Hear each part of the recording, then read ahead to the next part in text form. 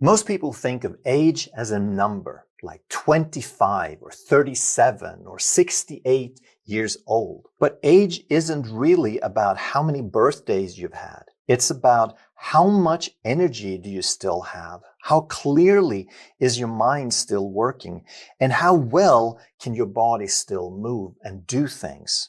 Most people think aging is inevitable, but then how come some people stay vibrant at 80 while others fall apart at 40? The number one reason you age too fast is that your body isn't getting what it needs. And I'm not just talking about food or just exercise or just rest.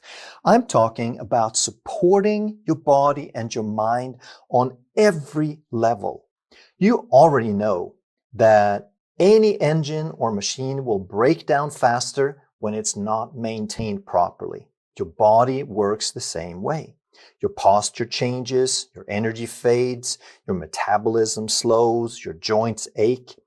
Not simply because time is passing, but because your body isn't getting the support it needs to stay strong. Hello, health champions. Today we're going to talk about what your body truly needs and how to support it on every level. Let's start with an example I think you can relate to, your car. What if you were to ignore oil changes? What if you don't lubricate the joints and the bearings? What if you fill it up with the wrong fuel or dirty fuel? What if you put diesel in it when it's supposed to have gasoline? What if you never change your filters and you let the dirt and the junk get into every part of the engine? What if you never take your car out of first or second gear and you run it on the highway at 6,000 RPMs? If you mistreated your car like this, how long do you think your car will live? I think you'll agree with me that a car that's mistreated that way will not last very long. And yet, so many people don't see why a body breaks down if we treat it similarly, if we mistreat the body. And the body is extremely resilient, much more than a car. It can adapt, but there's a difference between working optimally and working adequately, and for how long. And we also want to understand the difference between lifespan and health span, because some people say that, oh, well, I would never want to get that old. That's not what it's about. You could have two people live to 90 years old, but one is sick at 40 and another one stays vibrant till 90. And then I want you to change how you think about your body completely.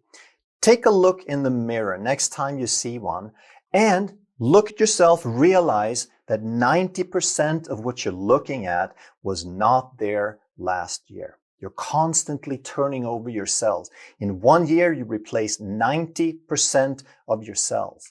Your gut lining changes every 3 to 5 days. You get new taste buds every 10 days. You get a new skin every month. And you have a new liver every 45 days. So your body is not set in stone. It's not like a statue. It's constantly remodeling.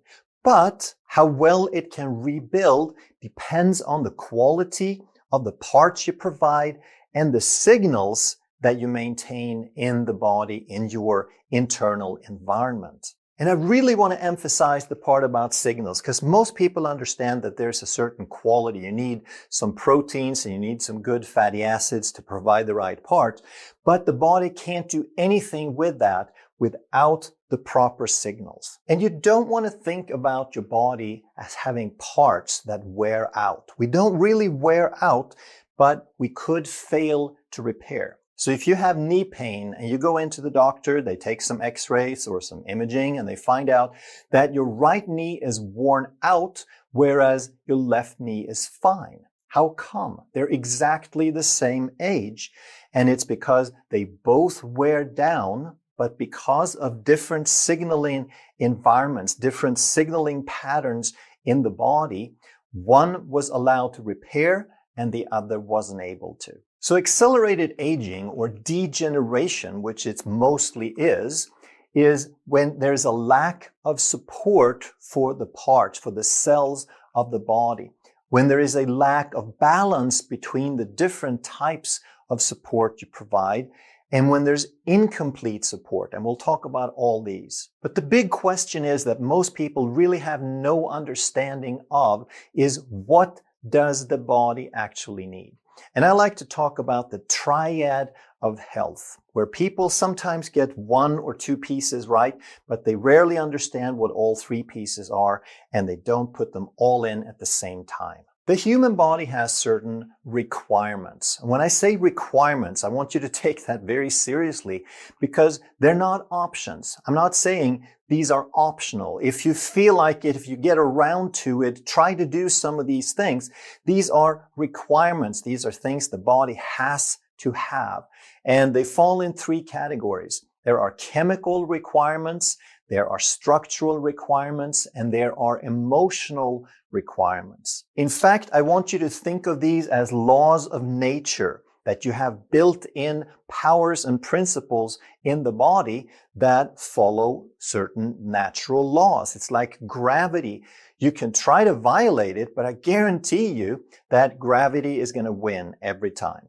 And I also want to emphasize that these three factors are interconnected. They overlap. They all affect each other. In fact, everything in the body can affect everything else. So we're going to talk about these three different factors, and I want to have you think about them in this way. There is chemical, structural, and emotional factors, and some of the things that you do, some of the things that you provide will support the body and provide life, will give you more of all the functional things that give you better quality of life. And then there are other things that will interfere, that will bring you closer to death, if you will.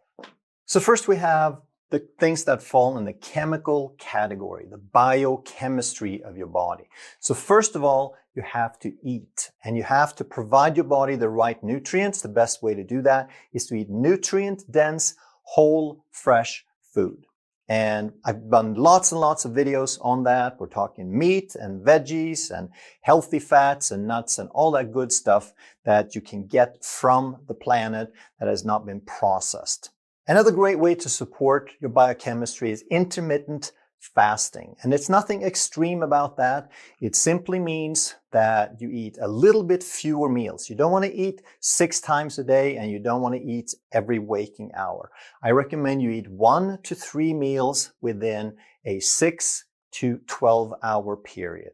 That is plenty for most people.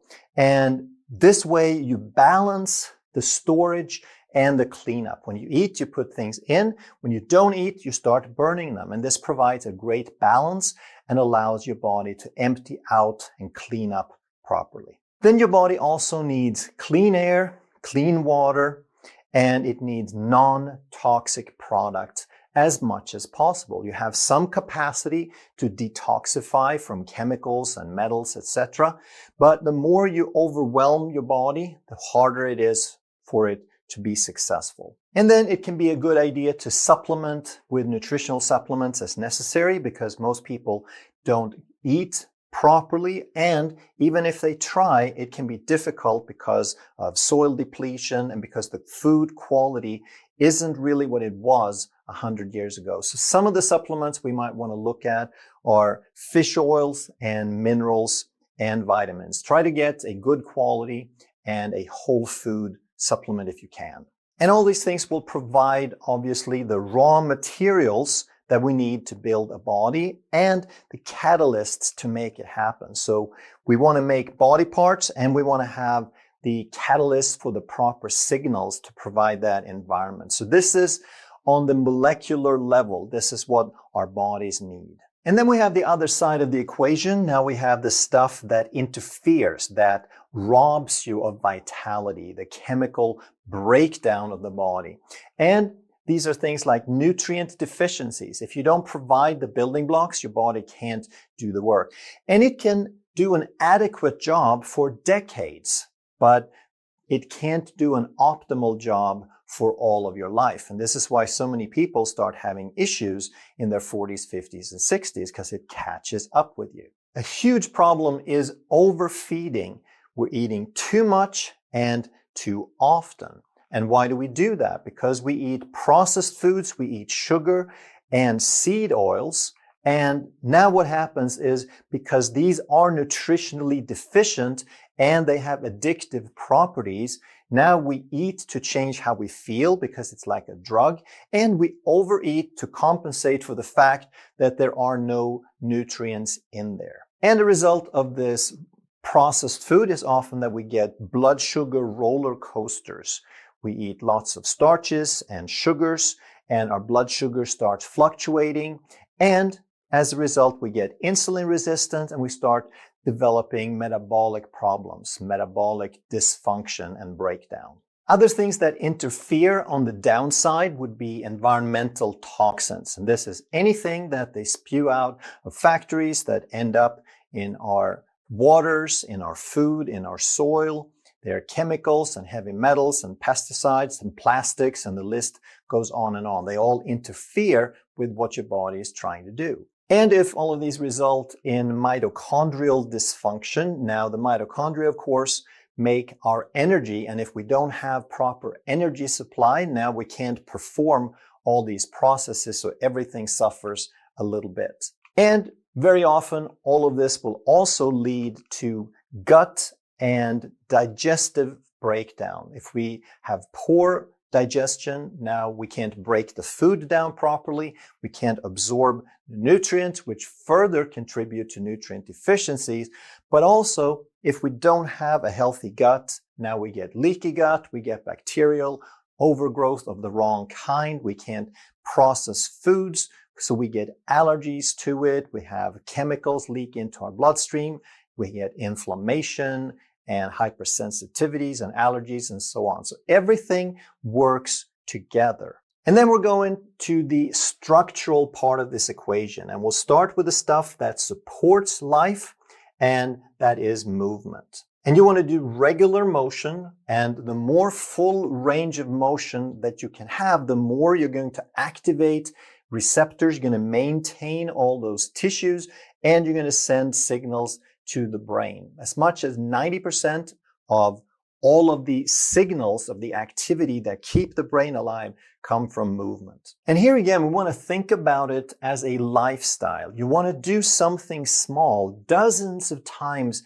every day. You want to stand up, you want to walk around, you want to climb the stairs, you want to stretch a little bit, you want to do 5 squats on your chair, and then you do what most people think of as movement and exercise. Now you go do something organized 3 times a week for 30 minutes. And now you would add a little bit more intensity and stress to the body, and this would be weight-bearing exercise, resistant exercise, and cardio. So you challenge your body at a little bit higher level. And the more that you can add variety to your exercise and to your movements, and the more you can add in a bit of a challenge like high intensity, the better it is.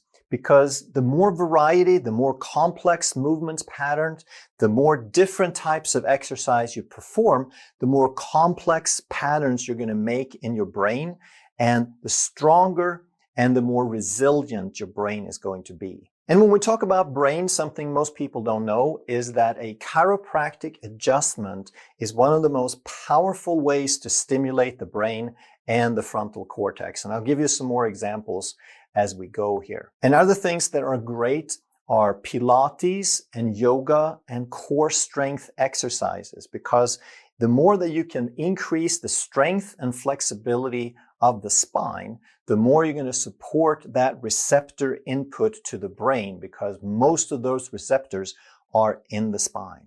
So what all of these things are doing in a fancy name is called afferentation, and that simply means all the signals that are coming inbound to the brain and the nervous system. And those are the signals and the juice that keeps the brain alive. That's the purpose of the brain, is to process those signals. And a specific type of afferent, of incoming signals, is proprioceptive signals. And proprioception simply means those are the signals that helps the brain understand where the body parts are in space relative to gravity, and how those body parts are performing. And it's only based on that information that the brain can help and fix the body. And next is the negative aspect, the breakdown aspect of structural function. So if we have a sedentary lifestyle, if we sit all day long, obviously we're not getting all these signals that I just talked about. And what often happens with too much sitting is something chiropractors talk a lot about, but few people realize the importance. You could have a loss of spinal curves. Maybe the most important is the cervical curve in the neck, but the curves all work together. We develop them as babies. When we first start lifting our head, that's the first curve. And then as we start walking, we develop the others. And the spine can only move properly and send the proper signals to the brain if we have those curves in place and if we have good posture. And one of the greatest threats to that we're seeing today is how many people are starting to have forward head posture, anterior head carriage, also called text neck or tech neck. So if you look at these pictures, then which one do you think represents you? And which ones maybe would represent your kids or your grandkids? And even if you don't have kids or grandkids, just look around and you will see how many young people are looking like this person on the far right. And next we have repetitive motions. If we overdo one type of motion or one type of exercise, now we overload one circuit at the expense of others. So a lack of variety can be a problem. We talked about the more variety you have, the more complex your brain patterns become and the more resilient your brain becomes. So a lack of variety will make for a more limited brain. And perhaps the biggest factor is disuse. Use it or lose it. And this goes so much further than most people realize. We've all heard the expression, but it truly is that way, that anything that you don't maintain for very long, soon you won't be able to do. And also we can have injuries that cause problems, and injuries usually heal physically, but if we have, while they were healing, if we have developed a reduced or lessened, a limited range of motion, now we also have developed limited signaling patterns and maybe compensation patterns. And again, what hurts us in the long run is not the body part that we injured, it's the fact that after this, when we have a compensatory pattern or a reduced range of motion, we're not sending the proper signals. We're not maintaining that brain the way we're supposed to anymore. And then we get to the third letter, the E for emotional. And we're not talking about emotional support per se. We're talking about the factors that support your life and your health in terms of emotions. So here we have things like a sense of value. Do you feel that you have a basic sense of value? Do you have a purpose? And it doesn't have to be something that gets in the newspapers or is life-changing. It just means that you must do something that feels important to you. Raising a family is a huge purpose, or contributing to a company or a cause, or just providing any sort of value, or leaving the world a better place in even a small way. All of those are great purposes. We also need personal and social connections. We need friends. We need some interaction. And it's also very important to get some time in nature, to be under the sun, to be in the fresh air, to get some grounding, and just to be with nature. So many people today, they don't know how to be in silence and just experience things. Meditation, praying, and breathing exercises, all of those can help center you and get you back into that healing, relaxed place. Quality sleep is super important to rejuvenate you. To have some downtime and reflection time. We get so busy, we're just running around putting out fires, and then we get so tired that we don't want to do anything. We just want to be entertained and stimulated by something.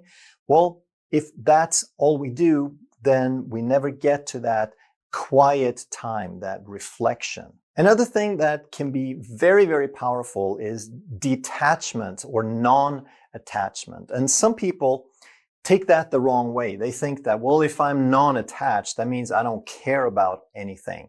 No, not at all. You can have goals, you can have drives, you can have desires, but it means that you care about the right things. You don't care about things that don't matter. You don't care about people who insult you that don't matter. You don't care about other people in traffic. You don't even notice. And that way you save all of that energy for yourself, for your well-being, and you can share that energy with the people that matter to you. We want to make it a goal to actively, not by default, not accidentally, but actively pursue joy, appreciation, to look at things and intentionally appreciate them, to be creative if you have a hobby or if you have an outlet to be creative, and also you want to allow some time to play. And then on the back side of that, we have the emotional factors that interfere, that detract, that rob you of energy and bring you closer to death. So chronic stress is perhaps the number one factor. We have emotional, financial, social stress, and it doesn't really matter what you call it. Anything that feels bad is a form of stress. They're finding more and more how loneliness and isolation can rob you of that life joy. And if you have fear or anger, now you're just putting yourself in that fight, flight, that stress situation all the time. Because anger means you're basically ready to fight. Whether you get an outlet for it or not doesn't really matter. You're revving your body up for that. And if you live in fear, now you're just getting ready to protect yourself and run away all the time. And then we have something that's perhaps a more recent phenomena than the others, which is overstimulation, and from the modern sources like news and notifications, the phone going off all the time, the phones radiating us with blue light in addition to the computer screens, and they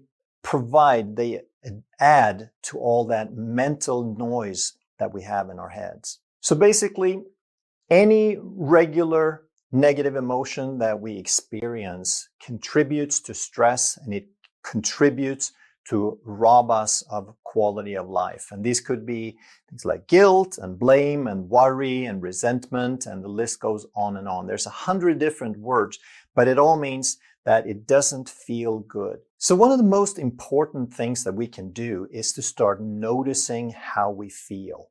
And if you get carried away in the stress and the jumble of life, then use your phone for something good. Set a timer, set an alarm, and when it goes off, it says, check how you feel. Notice how you feel. And if it doesn't feel good, then change it. Do something about it. Take a few deep breaths. Change your focus. Because the most important thing you can do to break through this emotional stress is to pay attention to how you feel and pivot and interrupt that pattern somehow. So now you have the three factors, the chemical, structural, emotional. We talked about which factors add to life and which ones take away. But what is the common denominator in all that? Well, it's called the brain. It sits right between your ears and it regulates everything. And I want you to really pay attention to that word in capitals, everything. That doesn't mean some of the things, some of the times. It means everything about you is processed and regulated through your brain. And this is especially the frontal lobe. That's like the master overseer. It sits up front in your head and it overlooks and organizes everything else. Now, I'm going to get a little bit technical here, but I want you to stay with me and pay close attention because this could be some of the most important things you have ever heard. And we're going to keep it in simple language. 90% of what the frontal lobe does is inhibitory. It inhibits, it turns things off, it shuts things down, it dampens activity. When it has signals coming in from the body, it blocks them. And that is so super important. Here's why. There's 4 things that the brain inhibits, that the frontal lobe turns off. One is flexor muscles. And those are muscles primarily on the front of the body. And when they flex, when they tense up, you tend to get this forward posture, this protective posture. We'll go through these in more detail. Number 2 is it inhibits stress. Stress is necessary for survival, but if it becomes chronic, now it becomes counterproductive and it becomes some of the things that take away from your health instead. Number 3 is it inhibits, it turns off, it blocks and balances your mood, especially the negative mood and the stress and the worry. And the 4th thing, critical thing it does is it inhibits pain.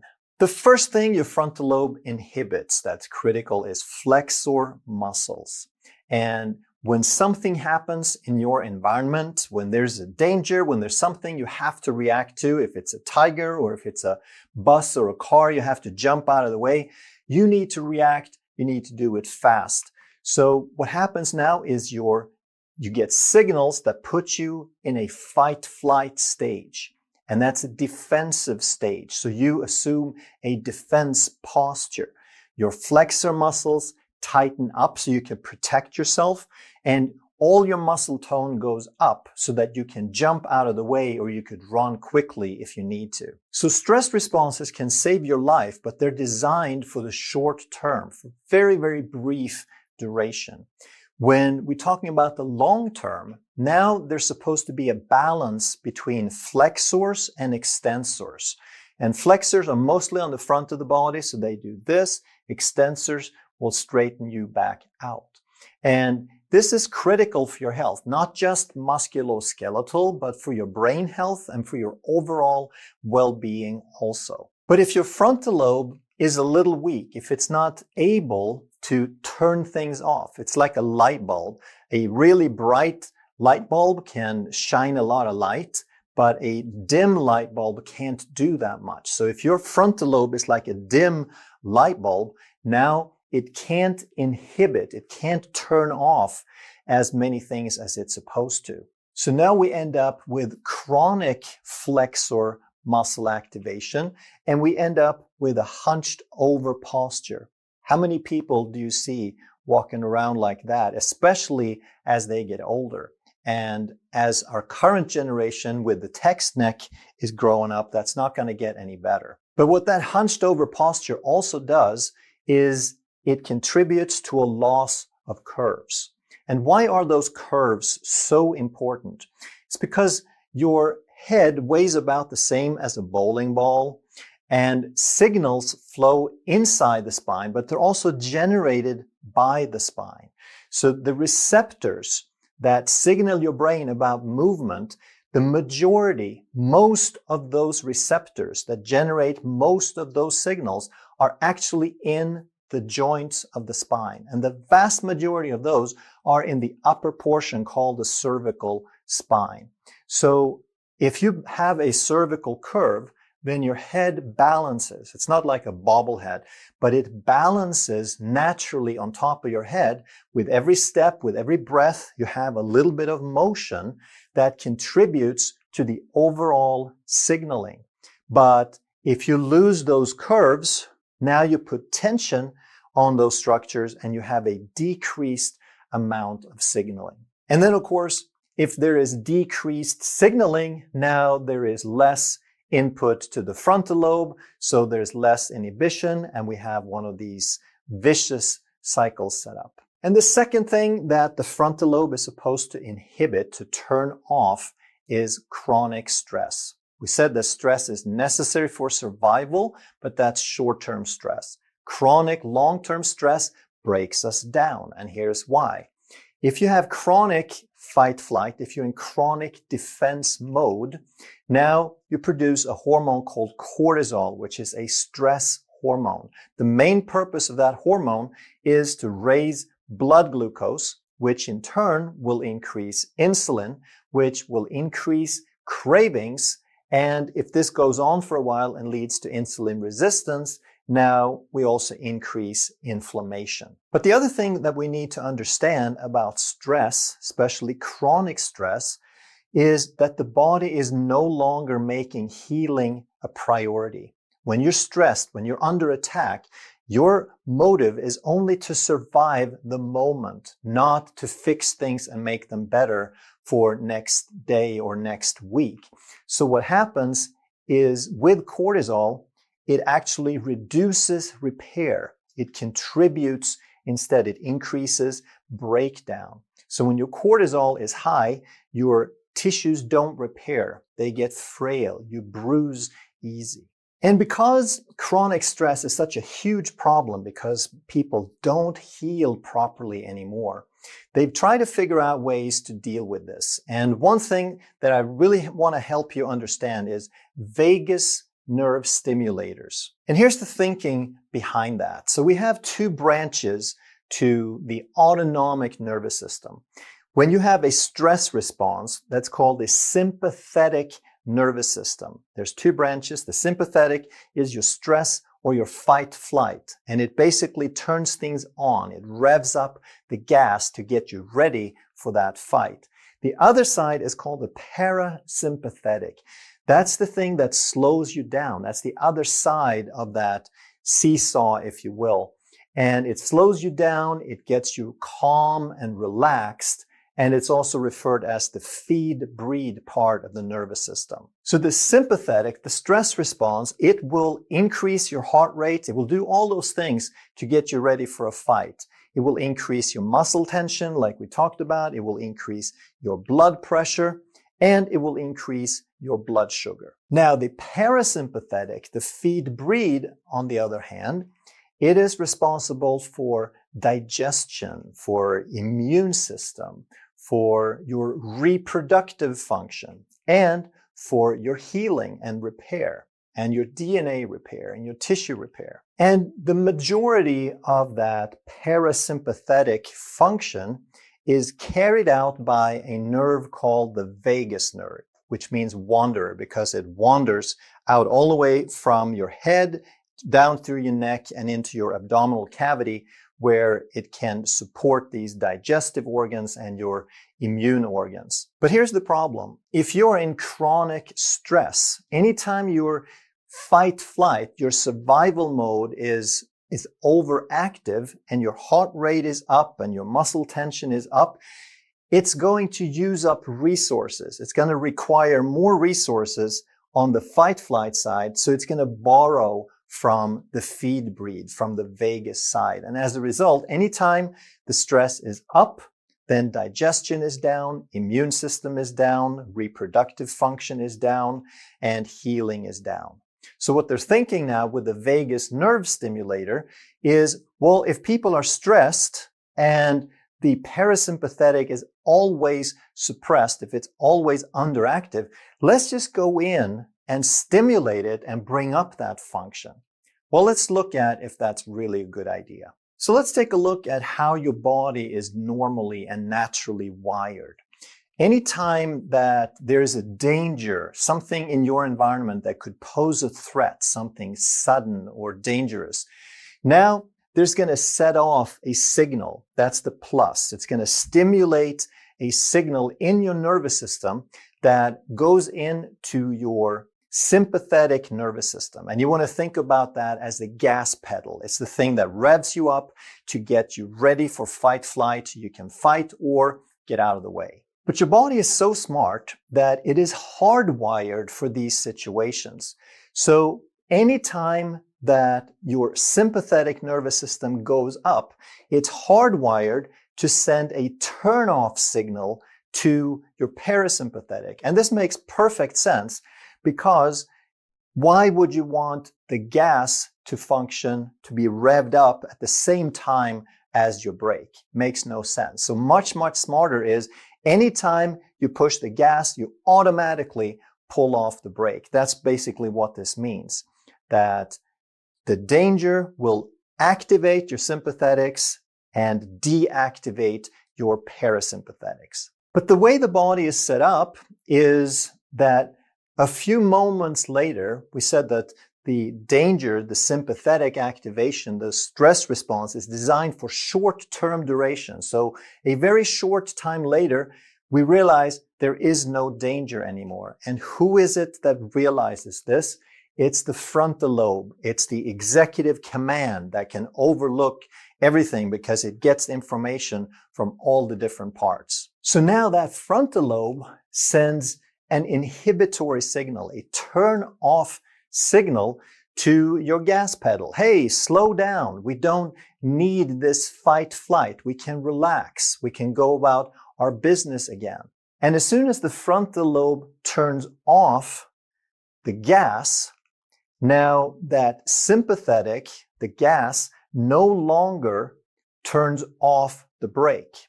So if we stop turning something off, that means we're basically allowing it to be turned back on. So the net effect of this is that when we activate the frontal lobe, we activate the parasympathetic nervous system, the brake, and we allow things to settle down and function again for those other things, the digestion, immune system, etc.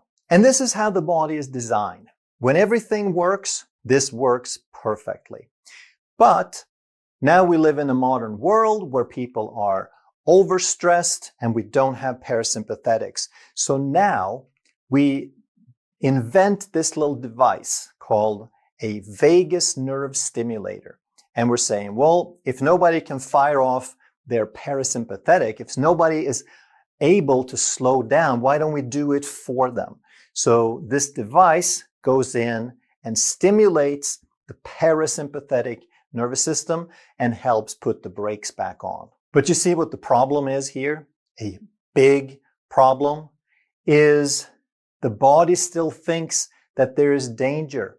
We still have the gas on. The sympathetic, that's the whole problem. We're stressed. The sympathetics are still firing. The gas pedal is still to the floor. We're still revving that engine, and now we're putting the brakes on at the same time. We're burning out the system. And I'm not saying that there would never be a proper use or a necessary use, or that the vagus nerve stimulator couldn't help in some situations with certain things. But in general, it's a really, really bad idea because we're trying to short circuit the system. And what's much, much more important is to help the body take care of this anyway. And the way we do that is when we move, when we get a chiropractic adjustment, now we fire up that frontal lobe. We stimulate the frontal lobe so the frontal lobe can go about turning off the gas and putting on the brakes and slowing down the system and relaxing us the natural way without interference. And the third thing that frontal lobe turns off is mood. And for the most part, what we're concerned about turning off is bad mood. So when we reduce the frontal lobe and we reduce that inhibition, that dampening effect, if that frontal lobe becomes like that weak light bulb, now things that we can't turn off are depressive and anxious thoughts. So anything that wells up, that seems to be overwhelming and spontaneous, that we should have control over, we don't anymore. It also won't turn off worry as effectively, or that voice in the back of your head that just won't shut up. Another thing that should be inhibited or dampened is secondary stimuli. And what's that? Well, it's the thing that you're not paying attention to. So if you're trying to pay attention to something, but something else happens over here, that's a secondary stimuli. That could be a noise, a movement, a bird outside the window. You're trying to keep your attention here, but you get distracted. And if you can't turn that off, then your attention is going to constantly wander. And one expression of that is called ADD or ADHD. So a lot of people are going to notice when they can't turn that off, when they can't dampen those, then there are a million things that can start irritating you. It can be the little squeak, a little fan noise, a fly in the room. Just about anything is going to be so annoying, even if it's not very noticeable to other people, because their nervous system automatically turns that off. For the person who can't inhibit and dampen that stimulus, it's going to be very annoying. Another downstream effect of the inability to turn things off is going to be a loss of calm. It's going to be much more difficult to stay calm and focused. So your ability to stay on task and to be effective in a crisis, for example, is going to depend on your brain's ability to turn off things that don't matter. And then, of course, all of these things that we talked about from worry on down are going to feel bad. They're going to feel less than wonderful. So they are also going to contribute to that sympathetic activation, to that fight-flight response that we talked about on the previous slide. And the fourth thing that your frontal lobe is supposed to turn off is pain. Because pain is experienced in the brain. The signal, you do have receptors. They're not called pain receptors. They're called nociceptors. They just send the signal. Your brain decides what it means and if it's worth paying attention to. And if it's not worth paying attention to, your brain is supposed to shut it off. And if it can't do that, if it's weak, if it's not properly turning those things off, then there is a lack of inhibition. There's a decreased inhibition of pain, with the result that you could have contribute to chronic pain syndromes. It would be with past injuries, for example, they don't fully heal, and any little sensation in that area gets amplified. And there's all sorts of stimuli that the brain is supposed to turn off and dampen. And if it can't do that properly, now we get hypersensitivity. We have unpleasant sensations from things that shouldn't be unpleasant. And it could be unpleasant to the point where we call it pain, even if it's not like your typical pain, but it is sort of pain to these people. And it could be painful to be exposed to light, or to light touch, to gentle touches. You can have sound or even smells be so unpleasant that they're painful, they're overwhelming. And even things that you're wearing, like clothes you wear, or a blanket that you're wearing, or shoes, or the chair that you're sitting on, it could be annoying to you because that's a secondary stimulus.